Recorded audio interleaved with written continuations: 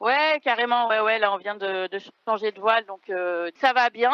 Ben voilà, on est un peu juste là, un peu essoufflé de la manœuvre, mais ça va. Écoute, tout le monde a pu le constater, on a eu un début de course pas fameux qui nous a beaucoup frustrés.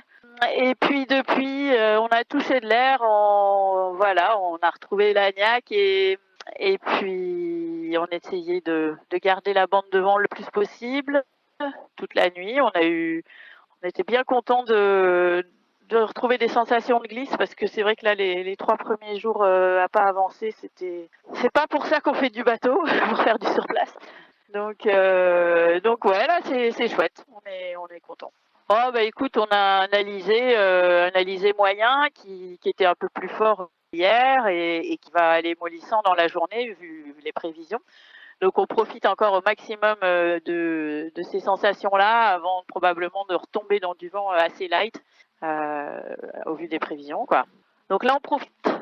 Ouais, l'ambiance elle est bonne à bord depuis le début, hein. C'est vrai que on a été mis à l'épreuve parce que c'est jamais facile de se retrouver en arrière de la flotte comme ça et de gérer sa frustration à deux, mais ça s'est super bien passé avec Fabien et voilà, ça se passe bien dans les manœuvres, ça se passe bien dans la vie à bord, donc ça c'est très chouette, c'est agréable et puis du coup ça donne confiance aussi pour la suite parce que voilà, nous on va faire notre possible pour rattraper la flotte, mais c'est loin d'être gagné bien sûr.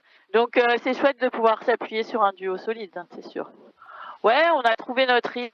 Je dirais que ouais, un peu un rythme qu'on avait trouvé déjà dans les périodes d'entraînement et qui se confirme. Donc on a aussi trouvé un rythme par rapport au sommeil. Voilà, on se cale hein, parce qu'on a tous les deux besoin de dormir et là ça se cale bien aussi. Ouais, on s'est reposé. Hein, on fait bien attention dès que c'est possible d'aller se reposer, d'aller s'allonger, de dormir si on peut. Donc oui, carrément.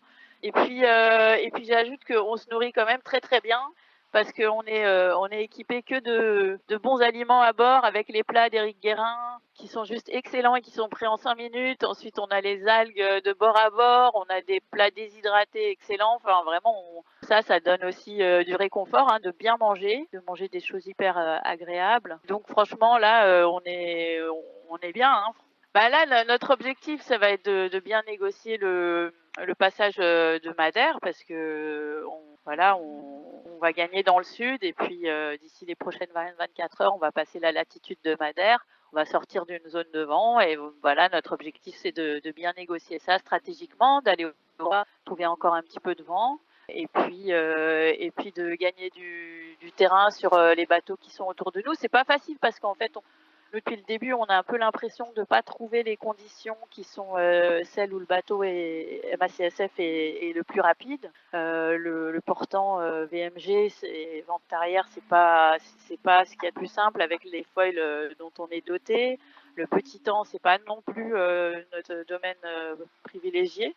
Donc là, pour l'instant, on essaye voilà, de ne pas perdre de terrain sur les bateaux à dérive qui sont autour de nous, qui eux vont très bien au vent arrière.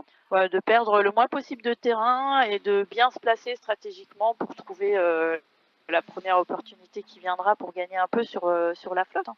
Alors ouais, au passage du Cap Finistère, on a eu une communication VHF avec Clément. Cette nuit, moi j'ai vu le feu de s'éteindre, donc on se voit, je dirais surtout à l'AIS, parce qu'on est souvent trop loin pour vraiment se voir de visu, à part voilà un feu la nuit, parce que les feux se voient mieux.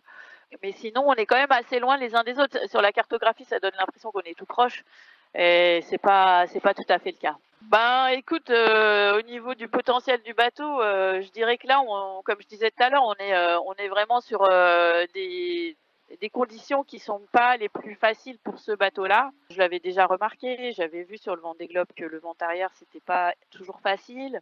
Nous, on a un bateau qui a besoin de vent soutenu, et puis de pas faire du vent arrière. Donc en gros, pour l'instant, on n'a pas eu beaucoup de vent soutenu, et quand il y a eu du vent, c'était au vent arrière. Donc si tu veux, aujourd'hui, au niveau du potentiel du bateau, on regarde justement, on constate hein, là où le bateau n'a pas, je dirais, le meilleur potentiel de la flotte. Et après, on se réjouit de se dire que les conditions vont changer, et qu'on va peut-être trouver des conditions plus favorables, par exemple avec un vent plus appuyé, plus venant du travers. Et là, on pourra aller plus vite.